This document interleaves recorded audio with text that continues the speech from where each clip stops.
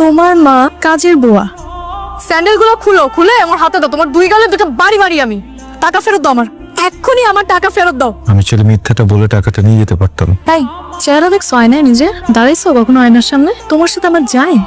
বাস্তবতা বলতে তো একটা জিনিস থাকে, তাই না? রিয়েলিটি শব্দটা শুনছো কখনো?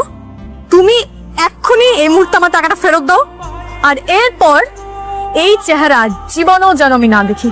তুমি প্রয়োজন আমার সাথে সম্পর্কটা রেখো না। আরো বাজে কিছু বলতে ইচ্ছে করলে বলতে পারো। টাকাটা খুবই দরকার, বুঝছো? জানি রাগ করে আসো, মনে করো ভিক্ষা দিচ্ছ। কেউ তো ভিক্ষা ফেরত দেয় না, তাই না? আমি কথা দিলাম আমি এটা আগের মাসে ফেরত দিয়ে দেবো। নিজে আমি টাকাটা নিয়ে যাই প্লিজ। ভিক্ষা লাগবে না, যা দিলাম ভিক্ষা। এই টাকা তুই রাখ, আর যেন কখনো আমার ত্রিসীমানাও তোমাকে না দেখি।